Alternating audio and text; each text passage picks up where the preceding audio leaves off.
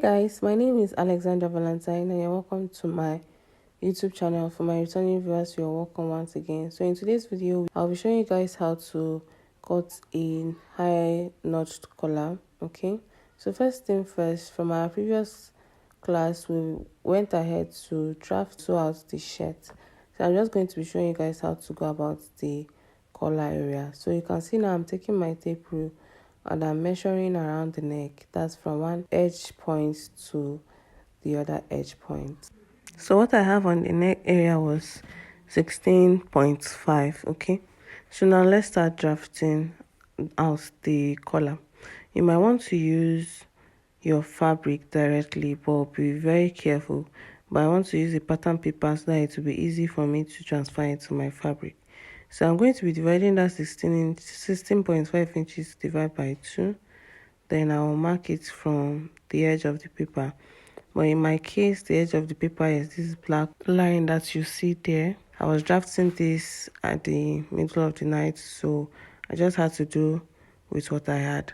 So on that 16.5 inches now, I'm going to extend it in a straight line. I'm just going to rule that out. Okay, this is what we'll have now. So from the bottom line, I will be marking 1 inch above it. Then I'll just mark the 1 inch. Then the bottom line from the starting point to the 16.5 inches, I'm going to divide it into 2. Okay, so this is the half point. That's from the starting point from one end to another. I'm just going to divide that line into 2. And that is where it is divided. I'll just mark it, right? Then I'm going to use a very slant ruler to connect from these points that we went up by 1 inch to the middle point of the bottom line. Okay, so I'm going to use my slanted curve ruler to connect it. Now I will start marking 1 inch above the bottom straight line.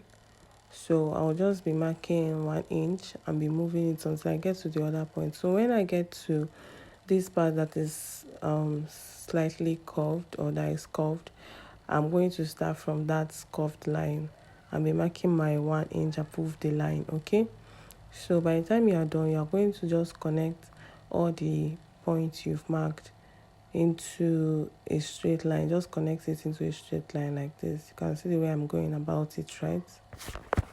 So I'm going to just extend this straight line here. I'm going to extend it to meet that 1 inch above the 1 inch or the new line. Okay, so now from that new line now, I'll start marking, that's the new curved line. I'll start marking 2 inches above it all through to the other end.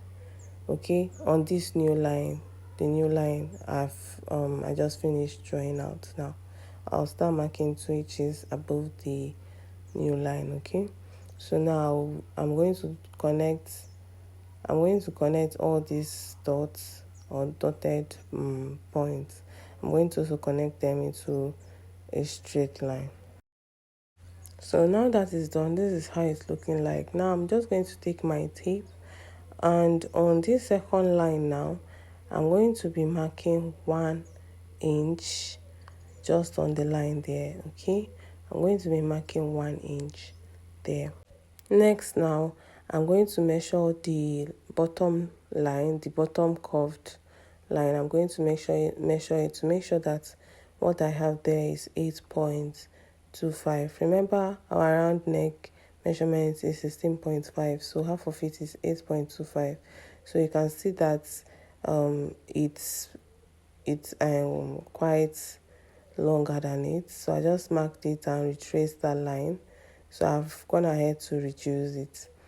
So next I'm going to just curve out that sharp edge a little, just on the second line. Okay, I'm going to curve it out a little, and the next thing I want to do is from that 2 inches point, I'm going to connect it with a curve ruler or just a slanted curve to meet the 1 inch I went in by the last time, remember, right? So on the top part of that 2 inches height, I'm going to go up by half of an inch and then just reconnect that half of an inch into the original line. Okay, just like this. So that's basically it. Now these lines that I'm marking is the lines that will not be making use of. So let's go ahead now, cut this and transfer it on our fabric. So while cutting, you're going to start at this bottom part, right? You start cutting, and remember that I've already marked that part that I'm not going to cut. Then we just cut through the slanted point. Okay, I've already cancelled the other one, so it's irrelevant. Then come at this top part, continue cutting until you get to the tip, to the new line, not the second or the inner line. Okay, just cut through to the tip. Okay, just like we did at the bottom part, we are going to ignore that other line that we cancelled, and then we'll just cut through, give this part a little bit of curve, or just follow the curve that we gave it earlier, then cut through it. By the time we get to this point, we'll stop, turn the paper. This paper is quite thick. Then you just cut from the top, like cut it. Basically, just watch the video and transfer whatever it is I'm doing to your own pattern paper. So this is what the collar stand looks like. The collar looks like, both the stand and the collar fold. So this is what it looks like. So I'm going to be transferring this to my fabric just as it is. It's not going to have any joining. That's the way I went about my own collar. Okay, you might want to do the same thing to yours if you find this very helpful.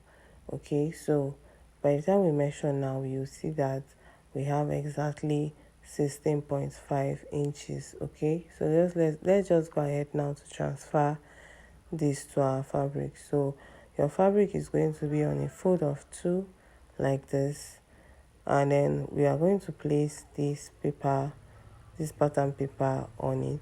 Then we'll pin it down.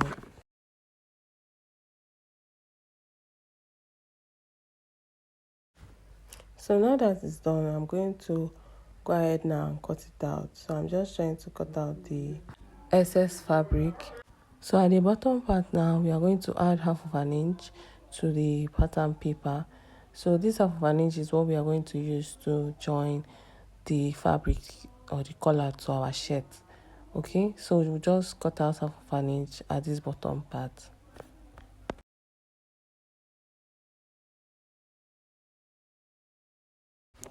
So next now, I'll be going to the sewing machine and I'll be stitching just along or close to the pattern paper. Okay, I'll be stitching close to the pattern paper. So I've gone ahead to do that now. I am going to be trimming out the excesses, at least with just quarter of an inch.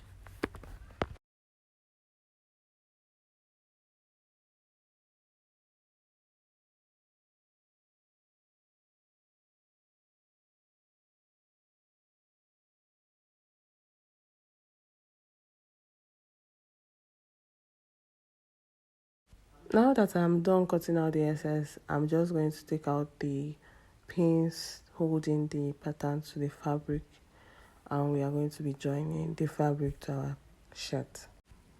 So I'll just use my scissors now to notch out that part that went inside. So by the time I flip this over, it's going to be relaxed.